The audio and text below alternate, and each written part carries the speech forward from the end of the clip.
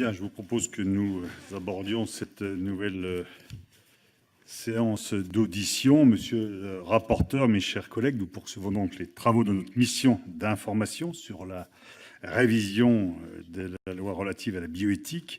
Nous accueillons cet après-midi Madame Dominique Touvenin, que je remercie d'avoir bien voulu accepter de venir échanger avec nous. Madame, vous êtes professeure émérite en droit de la santé et éthique, et vous êtes par ailleurs membre du CCNE, le Comité consultatif national éthique, depuis 2012. Enfin, vous l'avez été à partir de 2012, on va dire.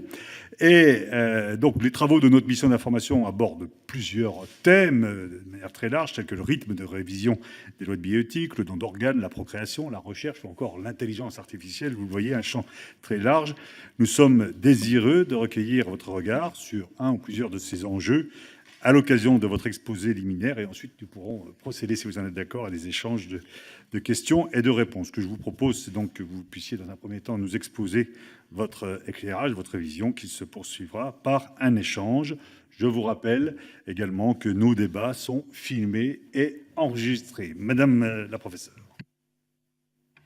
Monsieur le Président, Monsieur le rapporteur, Mesdames et Messieurs les députés, je vous remercie de m'avoir sollicité, mais je dois dire que je me suis remise au travail. Ce sont des questions sur lesquelles j'ai travaillé depuis très longtemps.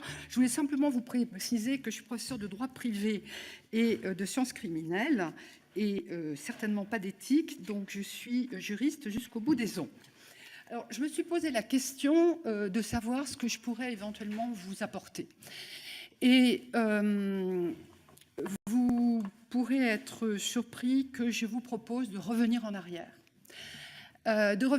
Pourquoi ? Parce qu'il y a une logique de construction des règles, et comme je m'adresse aux législateurs, je pense que ce sont des points qui sont extrêmement importants. Alors pourquoi est-ce que j'ai fait ce choix ?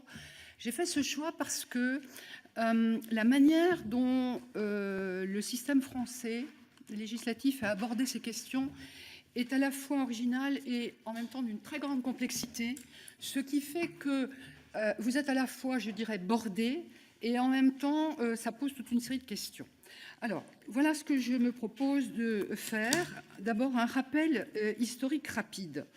En vous rappelant que le terme bioéthique est né aux États-Unis, que le mot bio ne concerne pas, ne porte pas sur la biologie, ne désigne pas la vie, mais la biologie. Et que surtout, ce qui me paraît important, c'est que c'est à relier avec ce qu'on appelle dorénavant, depuis déjà de nombreuses années, la biomédecine, et que ça a à voir avec la recherche. C'est-à-dire qu'il s'agit de toute une série de nouvelles pratiques au départ médicales, je dirais après pourquoi j'ai dit au départ, et qui sont entièrement liées à la recherche, avec toute une série d'interrogations, et notamment avec des questionnements incessants, parce que, ce n'est pas toujours le cas, mais disons que le pas est parfois vite franchi entre les progrès de la connaissance et les applications techniques. Or, il se trouve qu'en France, très rapidement, les chercheurs se sont rendus compte qu'ils étaient soumis aux exigences nord-américaines, tout simplement par le biais de la publication. Et le mot naît aux États-Unis en 1970. Il faut 4 ans seulement pour que les Français réagissent et créent le comité d'éthique de l'INSERM. Et c'est seulement après que sera créé je vais donner le titre exact, parce qu'à force de dire le CCNE, on oublie une partie de l'énoncé, ce qui n'est pas sans poser un problème. C'est le Comité consultatif national d'éthique pour les sciences de la vie et de la santé. Ce n'est pas le Comité consultatif national d'éthique, point. J'insiste là-dessus, pourquoi ? Parce que le point de départ, c'est toute une série de questionnements, et j'y ai assisté et parfois participé dès 1986, sur les questions de problèmes moraux qui sont liés à l'utilisation de la technique et également des mises en cause de représentations traditionnelles. Or, le fait que l'on ait créé ce comité a pu induire l'idée que finalement il était la seule source d'inspiration légitime du contenu des lois, et qu'au fond il suffirait de passer d'un récipient à un autre, et que le tour serait joué. Les questions sont beaucoup plus difficiles, beaucoup plus complexes, et notamment il a fallu identifier les types de questions devant faire l'objet de lois. Très rapidement, il y en avait 3 et elles demeurent présentes. Les pratiques qui nécessitent un accès au corps humain pour obtenir des éléments ou des produits du corps humain. Les pratiques qui nécessitent un accès au corps humain pour l'identification des personnes ou des maladies à partir de l'ADN. Celles cliniques et biologiques intervenant dans le processus vital par la création d'embryons in vitro. Et puis, j'y reviendrai, il est apparu intéressant de pouvoir utiliser des données médicales personnelles dans un objectif de recherche. Et quels sont les types de règles qui sont en jeu? L'une qui est consubstantielle aux pratiques médicales. Les médecins sont les seuls dans notre société à avoir la légitimité d'intervenir, de porter atteinte à l'intégrité physique d'une personne, à condition que ce soit uniquement dans son intérêt et pour le soigner. Et que donc, une des raisons pour laquelle on a créé le Comité national d'éthique pour les sciences de la vie et de la santé, c'est que l'appareil de règles qui existait à l'époque, notamment dans le code de déontologie, et je reviendrai au code de déontologie plus tard, était totalement insuffisant, puisqu'il avait été construit, et c'était tout à fait légitime, uniquement en fonction de cet intérêt strictement personnel. Or, voilà que toute une série de ces recherches permettent de soigner des personnes, mais pour soigner des personnes, il est nécessaire de porter atteinte à l'intégrité physique d'autres personnes pour lesquelles, bien entendu, il n'y a aucun intérêt. Il y a donc une balance d'intérêts, et vous savez comme moi que l'atteinte à l'intégrité physique, ça porte un nom dans le droit français, ça s'appelle des coups et blessures volontaires, voire l'homicide volontaire. Et que donc, il n'y a qu'une loi, il n'y a que le législateur qui peut se prononcer sur le point de savoir à quelles conditions exceptionnelles on accepte que, dans ce cas précis, eh bien, il n'y aura pas de sanction pénale. Par ailleurs, tout ce qui a trait aux questions de prélèvement identifiant renvoie à la vie privée. Vous n'ignorez pas que c'est également des questions qui sont bordées à la fois par le droit français, par le droit européen, et que un certain nombre de ces prélèvements identifiants peuvent mettre en cause l'état des personnes, et que là encore, ça nécessite l'intervention du législateur. Et il en est de même, bien entendu, de la protection des informations, aussi bien nominatives que génétiques. Et vous savez comme moi, encore mieux que moi, que l'article 34 de la Constitution prévoit que dans tous ces domaines, il y ait une loi. Et je rappelle ça parce qu'il y a eu quand même des discussions sans fin, et on continue d'ailleurs, mais dans le fond, est-ce que c'est vraiment nécessaire de réguler ces questions par la loi? Je crois que oui, pour ces raisons qui sont de type constitutionnel. La première grande étape, c'est celle de 1994, avec quelque chose qui est un découpage des questions bioéthiques et qui n'est pas sans incidence sur la manière dont elles sont traitées.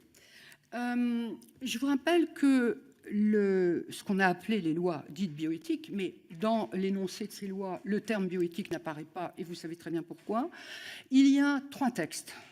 Un texte qui contient ce qu'on pourrait appeler, ce que certains appellent des principes généraux, qui sont ensuite intégrés dans le Code civil et portés par le ministère de la Justice. Un texte qui concerne les pratiques médicales directement concernées par ces évolutions et qui sont intégrés ensuite dans le Code de la santé publique et portés par le ministère de la Santé. Enfin, un texte qui concerne l'utilisation des données de santé dans un but de recherche et qui concerne cette fois-ci la loi informatique et liberté. Pourquoi est-ce que j'insiste sur ce point? Parce que le fait que ces textes soient dispatchés dans 3 grands corps de règles n'est pas sans poser un problème, parce que ça ne permet pas, en fait, de comprendre l'unité vraiment consubstantielle de ces textes, à la différence du système, par exemple, anglais ou canadien, où vous avez ce qu'ils appellent un act, c'est-à-dire une loi, et là, dans cette loi, vous avez l'ensemble des données. Pourquoi est-ce que j'insiste sur ce point? C'est pour la raison suivante. Ces fameux principes généraux qui sont dans le Code civil sont certes des énoncés qui rappellent un certain nombre de droits et de règles, de principes fondamentaux, mais dont l'objectif est bien entendu de construire des exceptions pour pouvoir justement parvenir à valider la légitimité de ces nouvelles pratiques. Eh bien, le paradoxe, c'est qu'il faut avoir des principes généraux dont la fonction sera précisément de subir toute une série d'exceptions. Je n'ai pas le temps matériel, mais peut-être que j'y reviendrai, parce que tout de même, il y a des lectures que je trouve très problématiques, qu'on retrouve constamment, y compris au comité dont j'ai fait partie, au Conseil d'État, etc., qui est extrêmement habituel, où on parle de dons, par exemple, de dons d'éléments, etc. Je ne vois pas comment on pourrait donner quoi que ce soit, puisque les textes du Code civil sont très clairs, ils disent que ça ne peut pas faire l'objet d'un droit patrimonial. Alors si ça ne peut pas faire l'objet d'un droit patrimonial, on ne peut bien entendu ni les céder à titre onéreux, ni les céder à titre gratuit. Si vous voulez me poser des questions là-dessus, je pourrais y revenir. Ensuite, il y a des règles spécifiques dans le Code de la santé publique qui concernent l'utilisation, les éléments produits du corps humain, l'assistance médicale à la procréation et au diagnostic prénatal. Et là, je vais m'arrêter un tout petit peu plus longtemps. Alors pourquoi ? Pourquoi ? Parce que, initialement, la construction de ces règles dans le Code de la santé publique, c'est un livre unique dans lequel se trouve l'ensemble à la fois de tous les éléments. On passe le corps humain, et Dieu sait qu'il y a des éléments divers et variés qui sont intégrés avec, bien entendu, toutes les activités qui correspondent aux éléments dont on a besoin.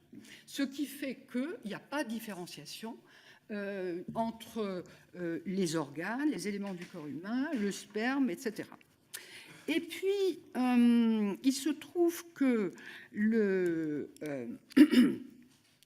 donc l'embryon humain est dans ce livre unique, et il y aura un amendement qui est proposé par M. Toubon de proposer qu'on puisse envisager des recherches sur l'embryon.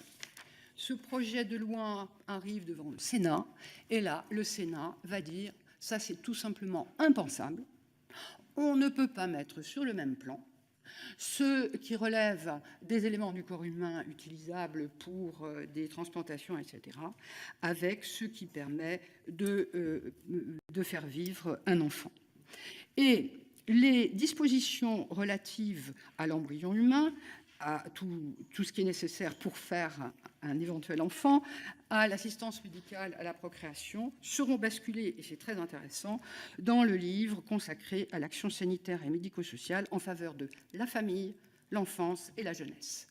Et le Sénat vota l'interdiction de toute recherche sur l'embryon. Pourquoi est-ce que je dis ça ?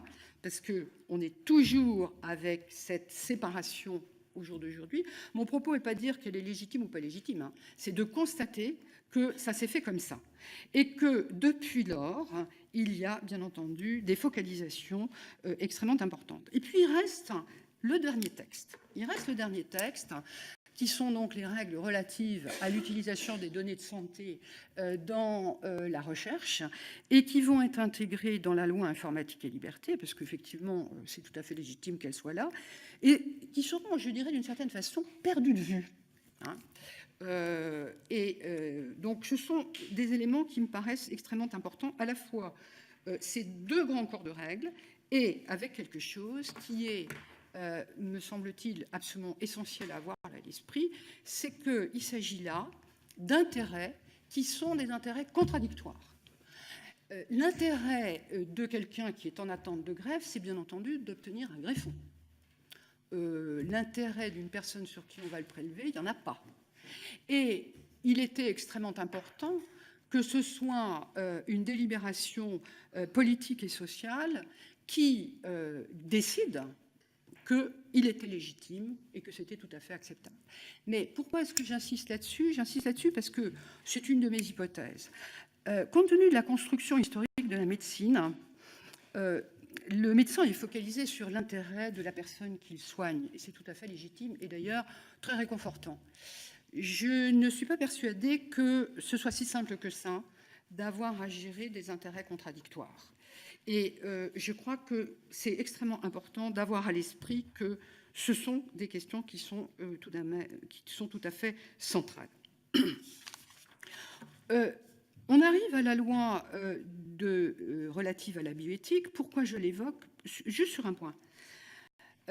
C'est une question qui m'avait été posée et on m'avait demandé d'ailleurs d'écrire un article là-dessus. On m'a dit, mais madame, pourquoi est-ce qu'on passe de 3 lois, c'est bizarre, à une loi qui devient la loi relative à la bioéthique ? Alors, la raison, elle est simple, hein, c'est que le législateur, dans deuxième loi de 1994, donc celle qui est ensuite intégrée dans le Code de la santé publique, prévoit qu'au bout de 5 ans, on fera une analyse rétrospective et il n'y a que ce corps de règles, donc dans le champ de la santé publique, qui est pris en considération. Pour moi, c'est important de vous le dire. Pourquoi ? Parce que ça veut dire que c'est uniquement focalisé sur les pratiques médicales et que ce n'est pas un hasard. Et que donc, ça deviendra effectivement la loi de bioéthique et ce sera ensuite intégré dans le Code de la santé publique, avec des éléments, avec des modifications qui me paraissent extrêmement importantes. Vous savez comme moi que la loi a tardé, puisque normalement, au bout de 5 ans, 99, vous savez compter, 2004, c'est assez étrange, non, pas du tout. Entre-temps, il y avait eu deux éléments nouveaux, le clonage en 96 de la brebis de lit et l'identification des cellules souches embryonnaires. Et on revenait aux questions de la reproduction humaine, de la recherche sur l'embryon et évidemment des sujets extrêmement sensibles puisque elles font l'objet de très vives discussions en raison notamment des conceptions et des valeurs qui ne sont pas nécessairement partagées. Toutefois, la loi 2004 a fait quelque chose d'extrêmement intéressant. En gros, elle a unifié les règles gouvernant l'ensemble des pratiques médicales et ou de recherche dont l'objet est le corps humain en tant que ressource biologique et l'embryon en tant qu'entité biologique. Elle a créé l'Agence de la biomédecine qui s'occupe de tout le vivant humain biologique, à savoir la greffe, la reproduction, l'embryologie, la génétique. Et elle a fait quelque chose d'extrêmement important, qui est qu'elle a admis le changement de finalité du geste. Je m'explique. Et très rapidement, pardonnez-moi, je ne pourrais pas développer ce point. La construction des règles par les lois de 1994, c'était un geste légitimé pour pouvoir obtenir quelque chose qui correspond à une pratique.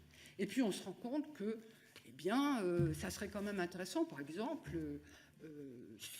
de récupérer des éléments du corps humain sur quelqu'un qui fait l'objet d'une opération et qui pourrait être utilisé pour d'autres. Mais ça n'avait pas été prévu. Et c'est notamment la loi de 2004 qui va dire qu'il est légitime que l'embryon puisse être utilisé pour la recherche. Mais curieusement, cette loi, parallèlement, posera le principe de l'interdiction de la recherche avec des dérogations et avec un régime transitoire et dérogatoire des recherches sur l'embryon, puisque vous savez que l'espoir secret d'un certain nombre de personnes était que les nouvelles connaissances qu'on pourrait avoir durant les 5 années qui venaient pourraient résoudre le problème éthique, ce qui me paraît toujours être une grande illusion. Toujours est-il que ça s'est passé comme ça.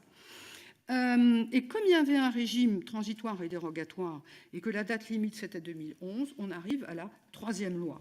Et là, à nouveau, de quoi parle-t-on ? Eh bien, de la procréation médicalement assistée, de l'assistance médicale à la procréation, pardon, avec déjà, évidemment, la question de savoir si on allait étendre la possibilité de cet accès à l'assistance médicale à la procréation à des couples, notamment des couples de femmes, ou bien on maintenait la construction initiale qu'avaient faite les médecins liée à l'infertilité. Vous connaissez le résultat. Et par ailleurs, on a maintenu les règles sur la recherche sur l'embryon. Et il faut attendre la loi de 2013 pour que ce soit le cas. Alors, pourquoi est-ce que je suis revenue en arrière ? Parce que, pour moi, c'est pour ça que je vous ai dit, sur un mode ironique, professeur de droit, je suis et j'y suis, avec les qualités et les défauts que ça peut avoir, enfin, en tous les cas, les limites. Mais en tous les cas, on revoit à nouveau un certain nombre de difficultés. J'ai lu le rapport du comité du CCNE, le rapport du Conseil d'État, et tout de même, qu'est-ce que j'ai constaté ? Qu'il y a des questions qui n'ont rien à voir avec la bioéthique. L'accompagnement de la fin de vie, c'est pas le cas, la santé et l'environnement, l'intelligence artificielle, on peut se poser des questions. Et donc, on voit bien qu'il y a une tentation. Alors, la vraie question, ça serait de savoir si, précisément, on décide qu'on se limite aux questions dites de bioéthique, ou bien on on enlève le bio et on décide qu'il y a des questions plus générales d'éthique qui sont posées. Mais ça ne relève pas de mes compétences. C'est le choix du législateur. Et par ailleurs, ce que j'ai pu noter et qui est un révélateur, là, ce n'est pas un scoop que je vais vous donner, tout de même, l'ensemble des contributions sur le site web, puisqu'il y a eu les états généraux de la bioéthique organisés cette fois-ci officiellement, puisque c'est ce que la loi prévoit, 44,8%, pour ne pas dire 45%, de l'ensemble des contributions qui étaient consacrées aux questions de l'accès à l'assistance médicale à la procréation à des couples, notamment de lesbiennes. Et il y a aussi beaucoup de discussions sur lesquelles moi je travaille, qui est l'utilisation, ce qu'on appelle les big data en santé. Mais je crois que ces questions sont limitées à la recherche si on reste dans le champ de la bioéthique. Mais en revanche, par exemple, toutes les questions d'intelligence artificielle avec des modifications du rôle du médecin, etc., on reste dans une relation interindividuelle classique du patient, mais avec de nouvelles techniques. Voilà, je m'arrête là. Et encore une fois, c'est un choix bien réfléchi que j'ai fait, parce que je pense vraiment que la façon dont le système a été construit vous oblige, enfin, non pas vous oblige, mais est une espèce de carcan dont il est peut-être difficile de sortir. Merci, Madame la professeure, pour votre invitation, effectivement, à réfléchir sur ce cadre législatif et intellectuel dans lequel on opère. Moi, j'ai voulu approfondir un point que vous avez évoqué, d'ailleurs, vous avez invité à le faire également, c'est sur les questions de patrimonialité. Et notamment en ce qui concerne un nouveau domaine, qui est la question des données personnelles, enfin, qui est en train d'être prise en compte. Est-ce que là-dessus, on sait qu'il y a des conceptions qui sont différentes, notamment des conceptions aux États-Unis où les données personnelles sont considérées comme faisant partie d'une certaine manière d'un patrimoine et donc négociable d'une certaine manière, alors que c'est pas le cas dans notre législation et dans notre conception. Est-ce que là-dessus vous avez un éclairage à nous apporter sur le fait que nous devons résister en gardant effectivement cette non-patrimonialité des données personnelles, ou est-ce que vous pensez que c'est un mouvement inéluctable que d'avoir cette extension de la notion de patrimonialité à ces données personnelles? Et puis peut-être que vous pourrez aussi approfondir la question que vous aviez évoquée sur la patrimonialité dans l'ensemble de la bioéthique. Monsieur le rapporteur, je ne pense pas que la question se pose tout à fait comme ça, pour les raisons suivantes. Alors, clairement, effectivement, les systèmes juridiques sont totalement différents. Pour faire vite, le système européen, dont nous relevons, et sur lequel on a toujours été, je crois qu'il y a un accord, qui est qu'effectivement, les données n'appartiennent pas, ne sont pas une question de droit de propriété. Et vous me rajeunissez de quelques années, parce que j'avais soutenu ma thèse il y a un peu plus de 40 ans, en 41 ans exactement, hier, sur le secret médical. Et il y avait déjà cette idée qui traînait partout, dans un certain nombre d'ouvrages, que le patient avait un droit de propriété sur ces données. Non, pas du tout. Ce n'est pas une question de propriété. C'est effectivement un droit de type personnel. Et il n'y a pas de négociation commerciale. Le problème ne me semble pas être là. Il se trouve que j'ai travaillé là-dessus dans le cadre du Conseil de l'Europe, parce qu'il y avait eu un énorme colloque sur ces questions. Le problème, c'est que nous sommes confrontés, je dis nous, les Français, mais pas seulement, à une déterritorialisation des règles. C'est-à-dire que si la personne est dans une relation avec un médecin français sur le territoire français, il n'y a pas de problème. Mais il y a toute la question des objets connectés. Et les objets connectés dans le champ de la santé, ce n'est pas seulement la santé liée à la maladie.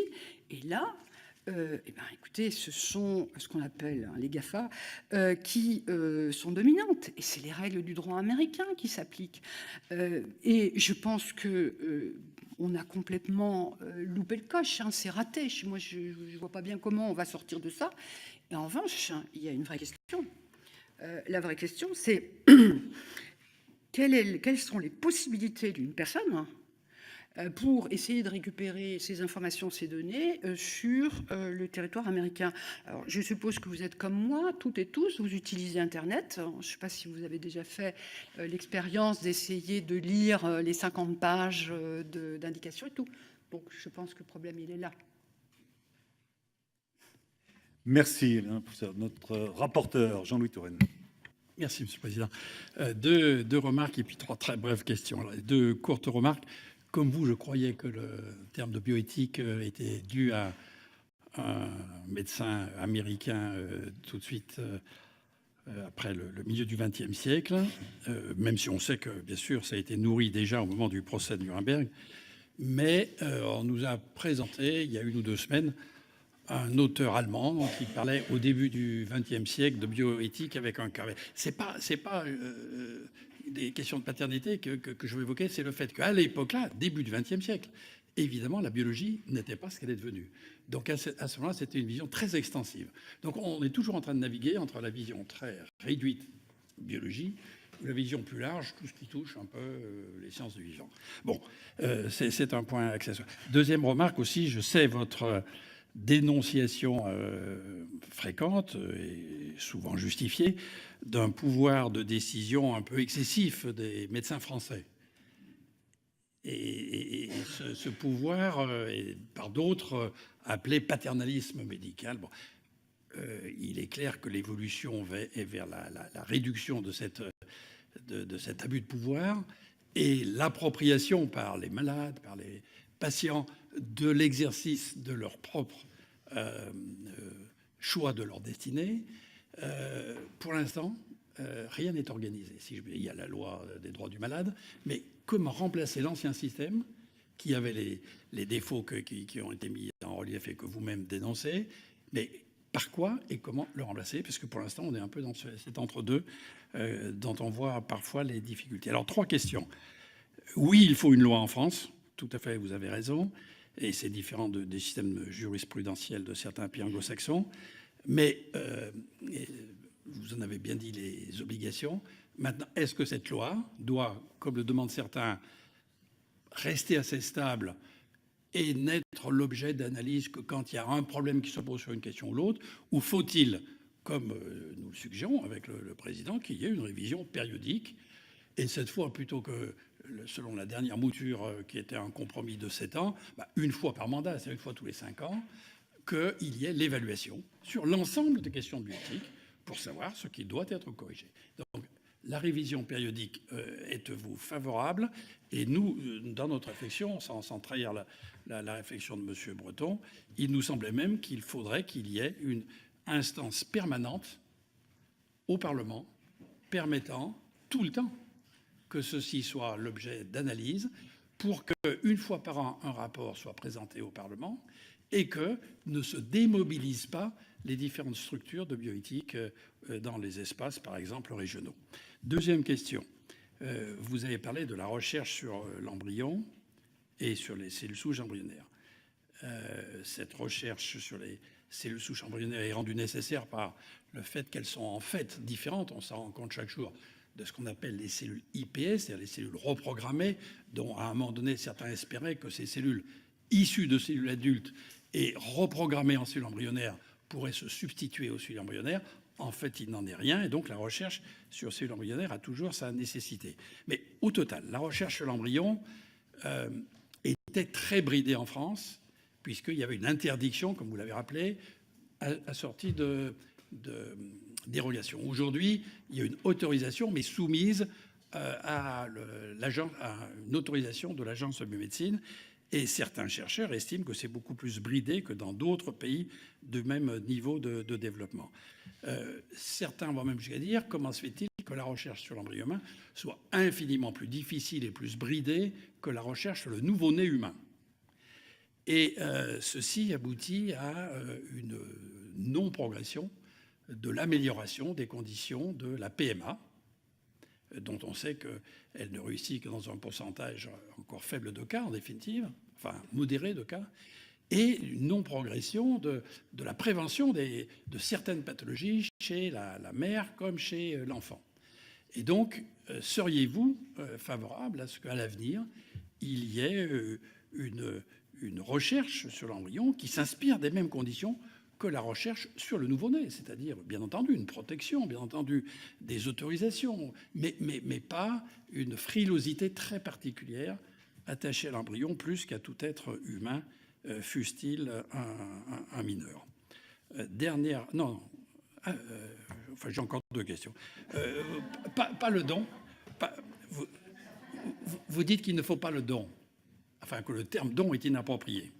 Mais êtes-vous d'accord pour considérer l'autorisation de prélèvement, on ne parle plus de don, prélèvement d'organes ou prélèvement de cellules de moelle osseuse, par exemple, quand il y a accord pour un donneur vivant ou quand il n'y a pas de refus s'agissant d'une personne décédée. Et ma dernière question, donc, le Conseil d'État, dans son avis récent, a indiqué les modalités de filiation qui seraient, selon lui, à proposer un peu différentes pour des enfants qui sont nés de PMA chez des femmes homosexuelles ou de PMA dans des couples hétérosexuels. Cette inégalité de traitement, qui est une minime inégalité, mais qui est quand même pas tout à fait identique, nous interroge. Et je veux savoir si vous approuvez ou désapprouvez une règle qui serait différente pour les couples homo ou pour les couples hétérosexuels féminins. Madame la professeure. Le rapporteur. Je voudrais quand même liminairement dire quelque chose, si vous voulez bien. Je ne sais pas trop dans mes habitudes de dénoncer. Enfin, disons que j'ai une parole franche. Alors là, oui, ce n'est pas la peine que je me voile la face. Mais mon propos n'est pas dans l'ordre de la dénonciation, mais dans quelque chose qui est la compréhension du système. Les médecins ont une très forte légitimité et je dirais qu'il y a une normativité médicale. Et c'est peut-être d'ailleurs pour ça que parfois les médecins et les juristes ne se comprennent pas très bien. Ou du moins parce que c'est 2 normativités. Donc en fait, je trouve que c'est justement extrêmement important, c'est très intéressant.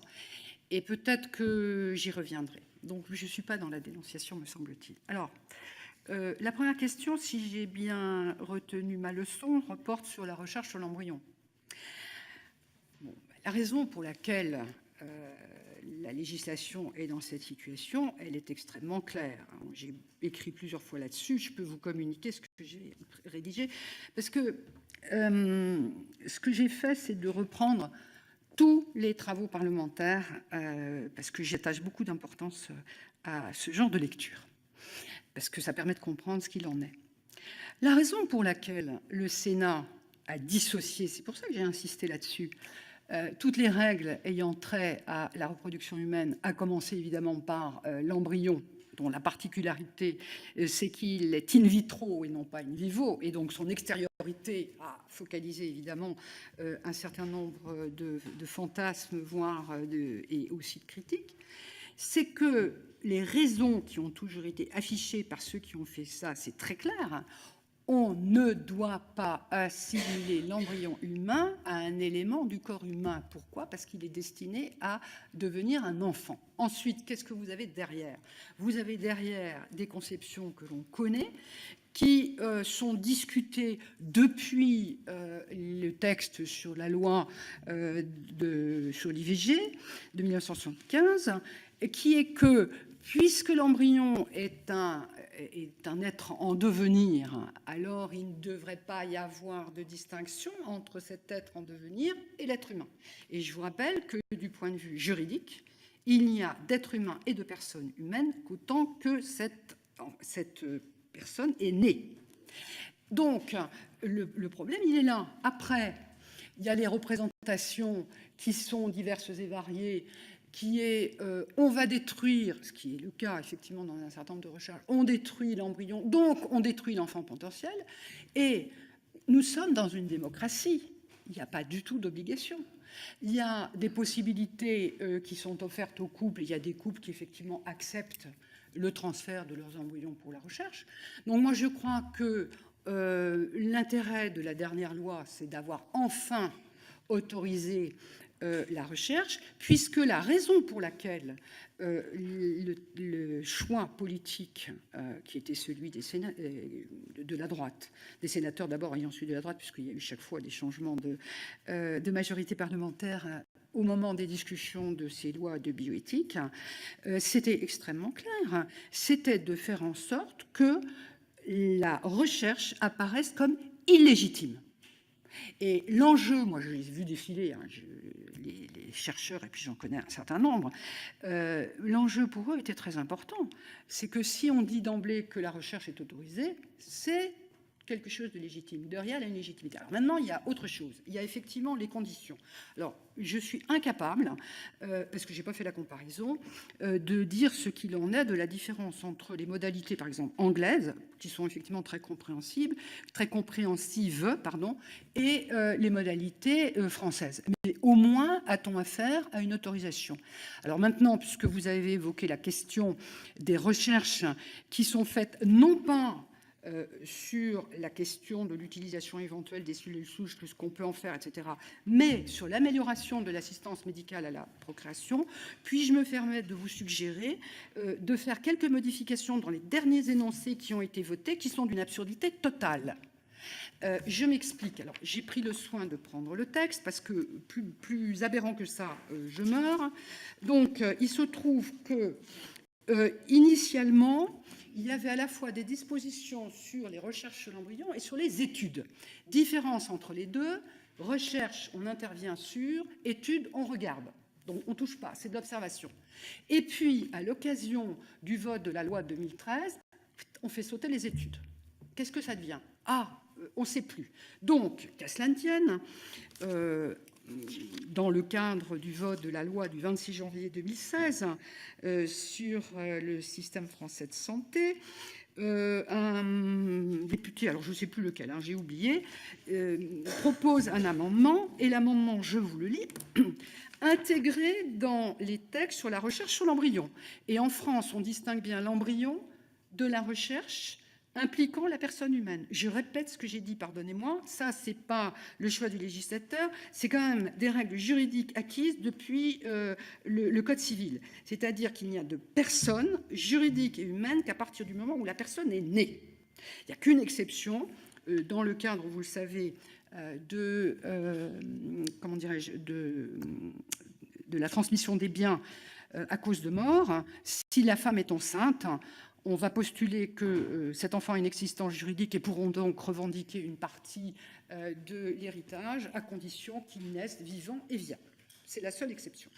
Et donc, on distingue bien la personne humaine qui est vivante, qui est née, de l'embryon humain. Et donc, dans le texte, le titre 5 sur la recherche sur l'embryon, on ajoute ceci. Sans préjudice du titre 4 du présent livre premier. Ça, c'est formidable. J'adore ce genre d'énoncé. Des recherches biomédicales menées dans le cadre de l'assistance médicale à la procréation peuvent être réalisées sur des gamètes destinés à constituer un embryon ou sur l'embryon in vitro avant ou après son transfert à des fins de gestation. Je m'arrête 2 secondes. Enfin, un peu plus. À l'époque, quand le texte est voté, on est toujours dans l'appareil de règles relatives aux recherches biomédicales. La loi dite Jardet a été votée en 2012, mais pour les raisons qui sont liées à l'adoption du règlement européen sur les essais cliniques de médicaments, c'était wait and see, stop and go.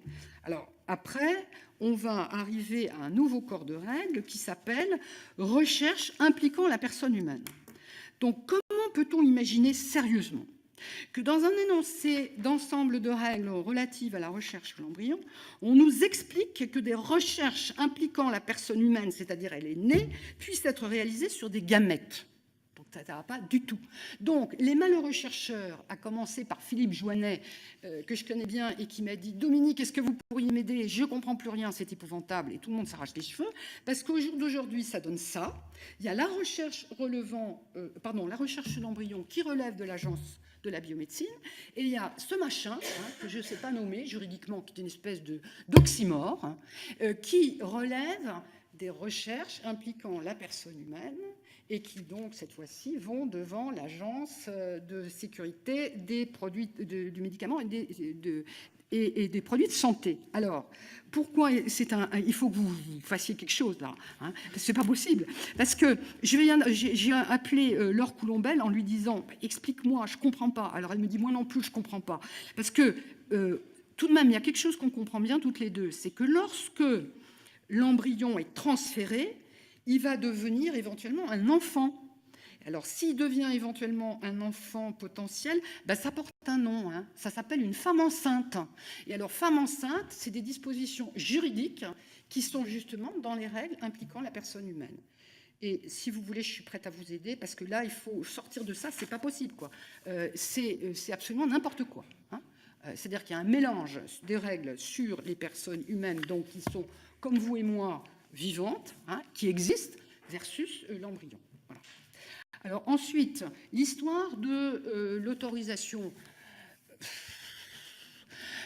Je pense qu'on pourrait avoir des conceptions beaucoup plus souples, parce que pour avoir été à un moment donné à l'Agence de la biomédecine, moi ce que j'avais pu constater, c'est que les projets de recherche qui sont présentés par les chercheurs sont généralement absolument impeccables. Ils sont passés en revue par je ne sais pas combien de personnes. Et alors, si vraiment il y a un doute sur lequel, enfin, un doute à lever, c'est sur à la fois la qualité du projet de recherche et sur la façon de procéder. Enfin, me semble-t-il. Alors, évidemment, je ne peux vous faire part que de ma modeste expérience sur des projets officiels qui nous étaient présentés, bien évidemment. Sur l'idée que vous avez proposée de ne pas attendre tous les 5 ans, oui, je crois que c'est une bonne idée. En plus, vous êtes le législateur. Donc, il suffit tout simplement que vous modifiez le texte qui prévoit que c'est tous les 5 ans, parce qu'on a l'impression que c'est une espèce de ritualisation de grandes messes, etc. Et, soit dit entre parenthèses, où tout le monde raconte à peu près la même chose. Donc, c'est peut-être pas d'un grand intérêt, outre que ça devient quand même très coûteux. Bon, à une époque où peut-être comment dirais-je, le budget de l'État est restreint. Bon, c'est tout.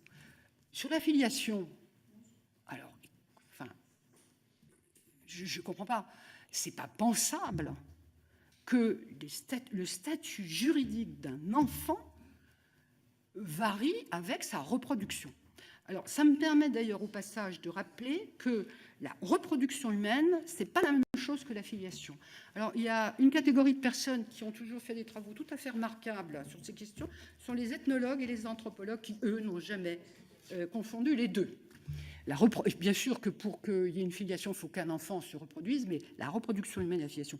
D'autre part, je vous rappelle que la France a dû s'incliner, il y a quelques années de ça, après un arrêt extrêmement important de la Cour européenne des droits de l'homme, qui concernait une situation que sans doute certains d'entre vous n'ont pas connue personnellement, bien sûr. Enfin, ça fait partie de l'arrière-plan. En tous les cas, moi, c'était la distinction entre l'enfant légitime, l'enfant naturel, l'enfant adultérin.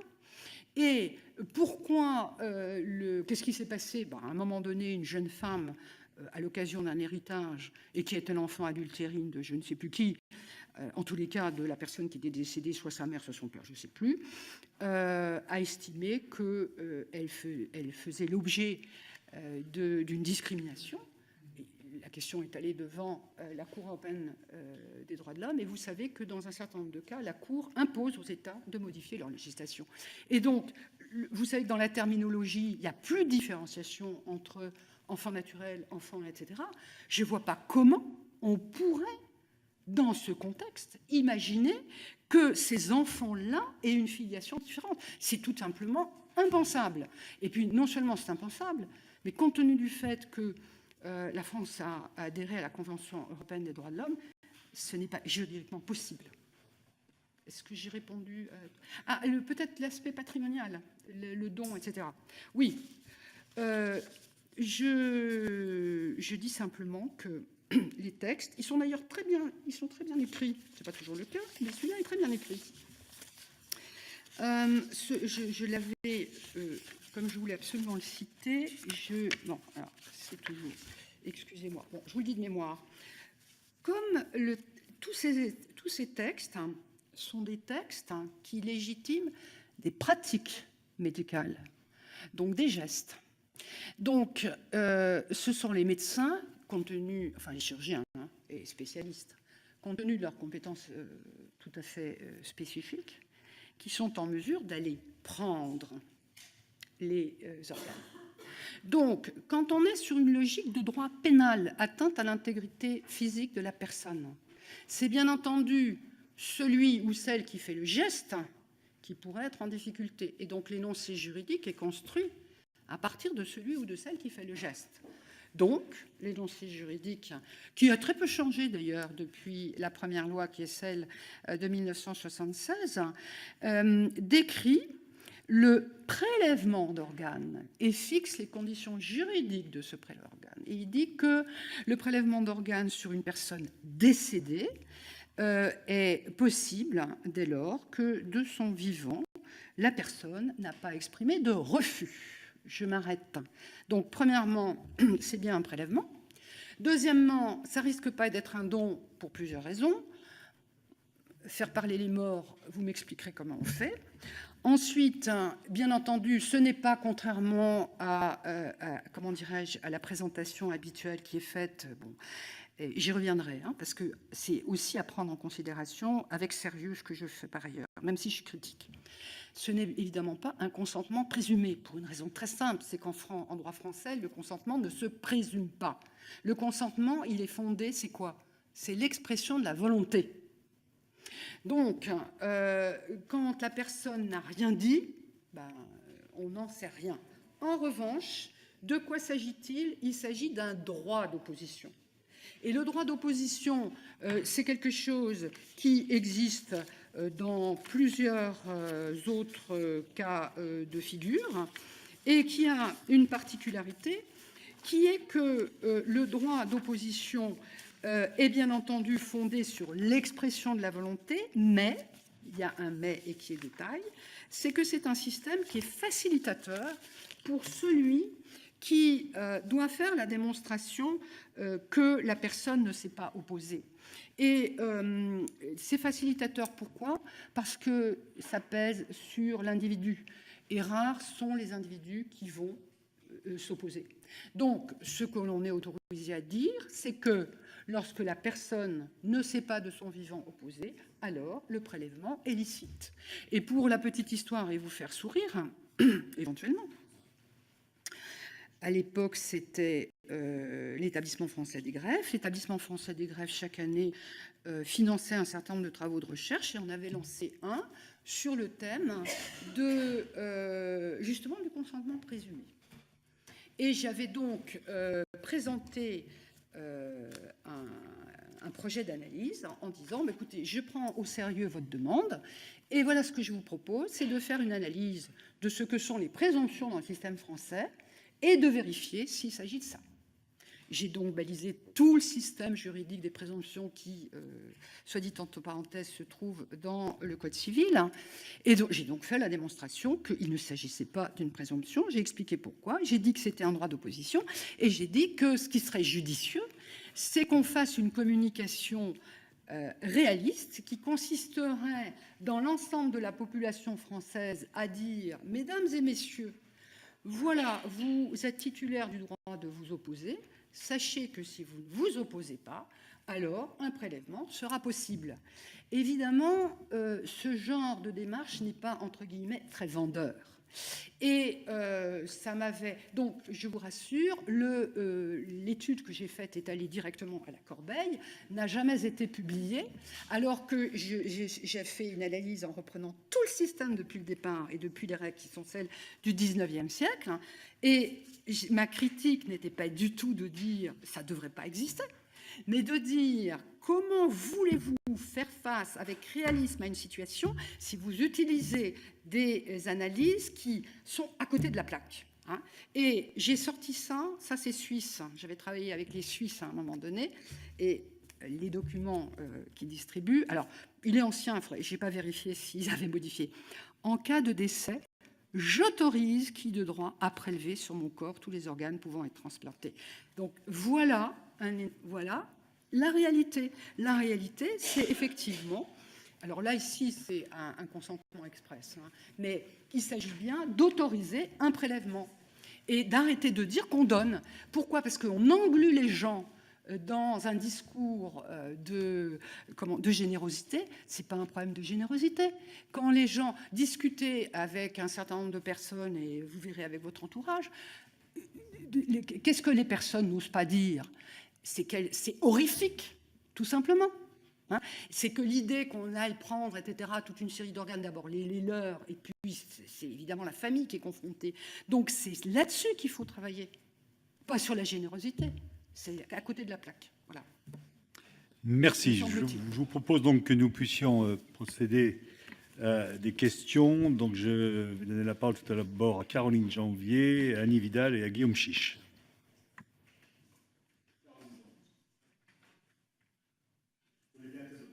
Ah, pardon.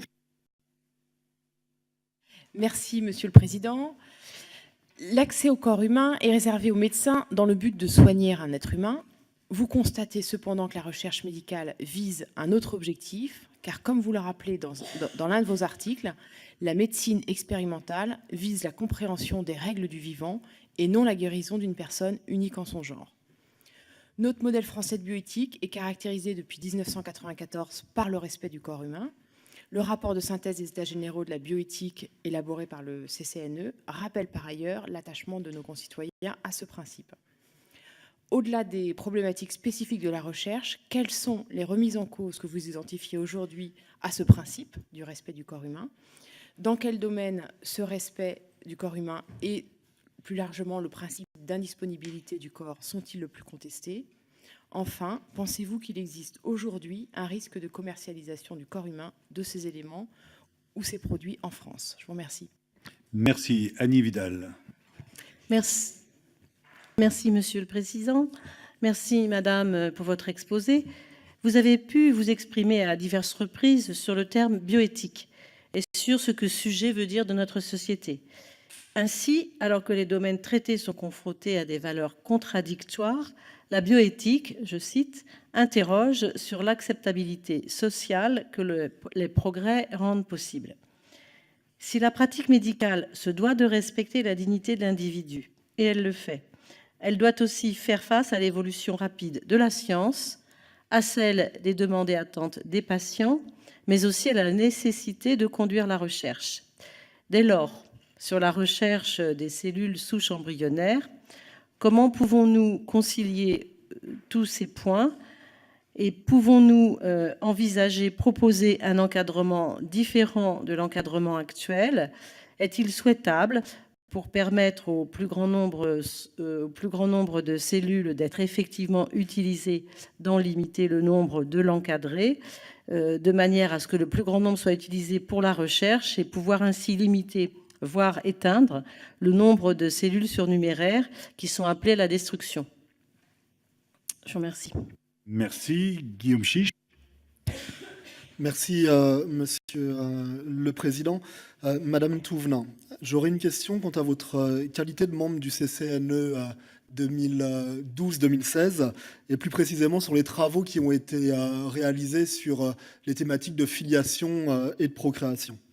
En effet, le comité consultatif national d'éthique pour les sciences de la vie et de la santé s'est autosaisi de la question de la PMA en 2013 et a prononcé son premier avis favorable concernant l'extension de cette pratique médicale aux couples lesbiens et aux femmes célibataires en 2017. Alors, j'aurais voulu savoir et que nous puissions revenir sur la manière dont se sont conduits les travaux et quel a été le processus intellectuel, scientifique, philosophique, certainement un petit peu politique, qui a conduit le CCNE à émettre un avis favorable. Je vous remercie. Merci, Madame la professeure. Première question qui m'a été posée sur le respect du corps humain. Je ne crois pas qu'il y ait de difficulté. Je m'explique. Encore une fois, pardon. Il y a toute une série de principes qui sont à prendre au sérieux. Mais justement, c'est sans doute un paradoxe qu'on oublie toujours, et ce n'est pas propre à ce domaine. Qui dit principe dit exception. Et j'ai relu un certain nombre des décisions du Conseil constitutionnel. Et il y a quand même il y a une continuité. Il commence avec la décision sur l'interruption volontaire de grossesse. Et qu'est-ce qu'il dit? Et c'est dans l'énoncé initial de la loi. Il dit que, en gros, l'État français est attaché à telle et telle valeur, etc., mais qu'en même temps, on peut admettre des exceptions. Et à des conditions très importantes, qui est, et je vais y venir parce que c'est quelque chose de récurrent que je voulais vous dire, et puis je l'ai oublié, mais les questions que vous m'avez posées m'y ramènent. En ménageant toujours la liberté des uns et des autres.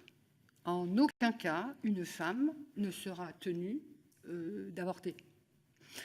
Et vous savez aussi parallèlement qu'il y a la clause de conscience du médecin. On va retrouver ça de manière constante. On voit bien que, si je prends l'exemple, puisque vous avez manifesté une éventuelle inquiétude sur une marchandisation, j'y reviendrai dans un instant.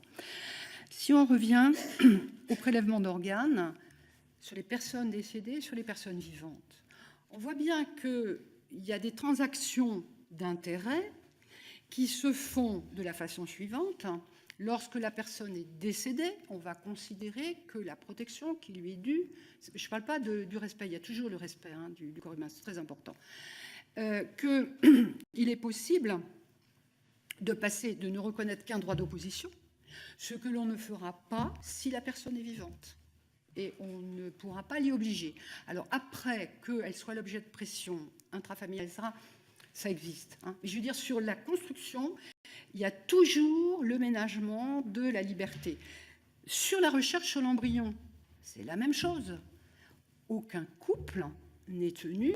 Lorsqu'il a utilisé ses embryons, il a eu 2, 3 enfants, il n'en veut plus d'autres, mais il y a ces fameux embryons surnuméraires, il n'est absolument pas obligé d'accepter. Donc, on est dans une société de type libéral, où il y a des positions qui sont diversifiées, mais on ne va pas obliger les uns et les autres. Donc, pour revenir à votre première question, oui, il y a bien un principe de respect du corps humain, mais effectivement, on admet des exceptions, et ces exceptions, on les admet au nom de quoi?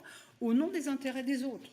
Et du reste, pour avoir fait la critique au départ d'un énoncé juridique et dans le Code civil, et qui avait été repéré par, je ne sais plus quel, et si, par Jean-François Mattei.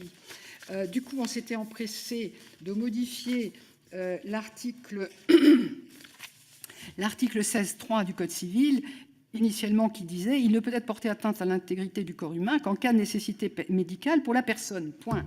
Donc, quand j'avais fait le commentaire, j'avais été un peu ironique en disant bon, on savait qu'effectivement, les médecins étaient là pour soigner les personnes.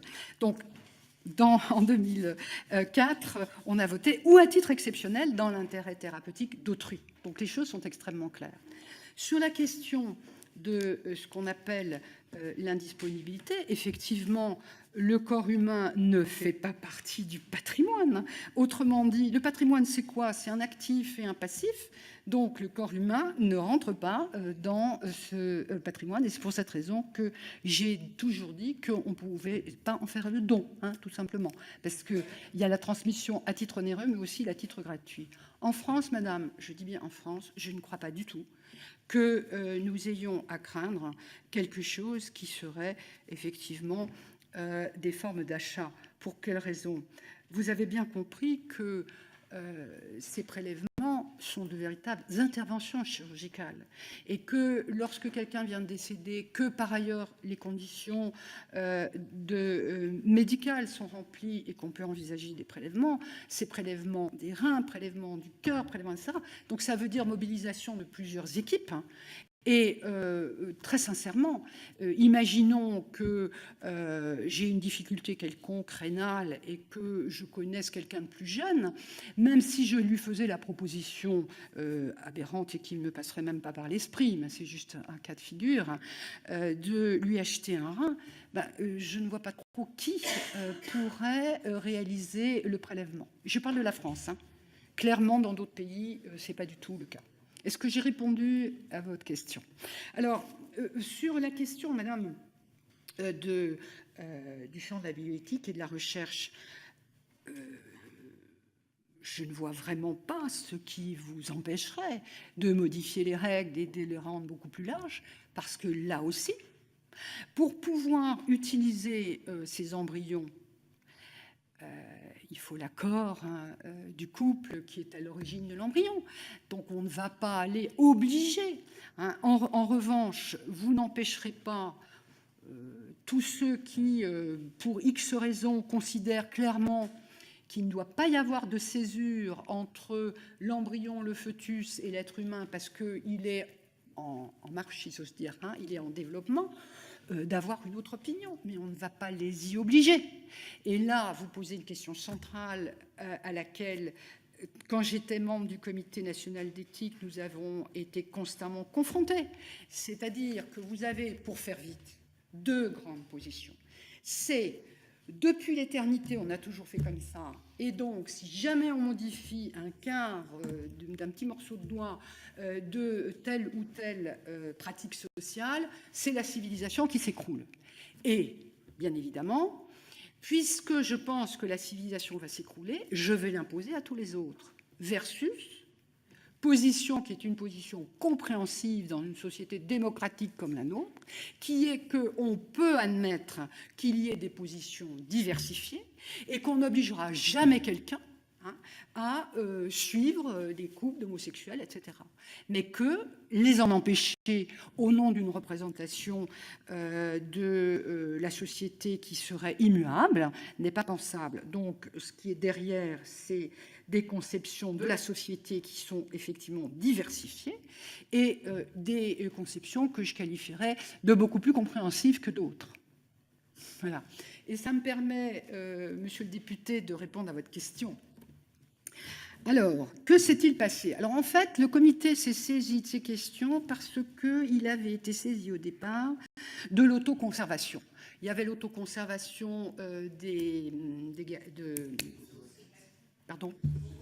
Oui, voilà, excusez-moi, j'ai un petit coup de fatigue. Et il y avait une autre question, et du coup, on s'est dit que quand même, ça serait peut-être judicieux d'élargir ces questions.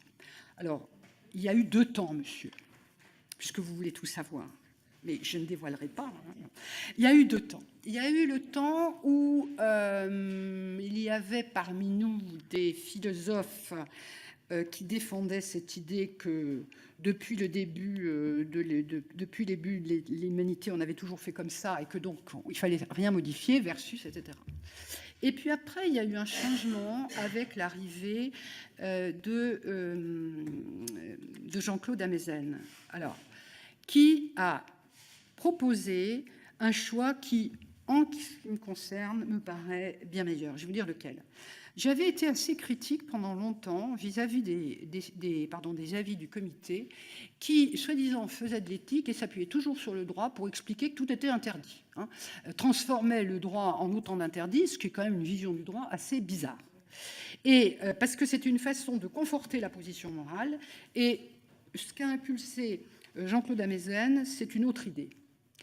Nous rendons compte de la diversité des positions dans la société, nous les exposons et éventuellement, nous ne prenons pas parti, voire nous disons que nous sommes favorables à des évolutions au nom de cette idée que dans une société démocratique, il peut y avoir des positions diversifiées et que dès lors qu'on ne va pas l'imposer à l'ensemble de la population, c'est acceptable. Ma réponse vous a-t-elle satisfait? Et vraiment, moi je fais partie de ceux qui ont beaucoup apprécié cette évolution. On arrête d'être des donneurs de leçons dans une espèce de représentation du comité comme une espèce d'organe aussi. Voilà. Et cette évolution vers des réflexions avec une conscience tout à fait que la société, mais je ne vous apprends rien, est traversée de contradictions qui peuvent être extrêmement violentes. Et en ce qui me concerne, alors ça c'est ma position, je suis toujours très, comment dirais-je, très étonnée que on puisse imaginer imposer aux autres ses propres conceptions. Alors évidemment, il y a toute une série de valeurs auxquelles l'ensemble de la société est attaché, c'est-à-dire la protection de la vie, etc., avec laquelle on ne va pas transiger. Mais autrement, la diversité des positions me paraît, encore une fois, dans une société démocratique, tout à fait acceptable. Très bien. Je vous remercie, Madame la professeure, de votre intervention et de votre disponibilité. Je vous propose une pause avant notre prochaine audition. Mesdames et messieurs, merci.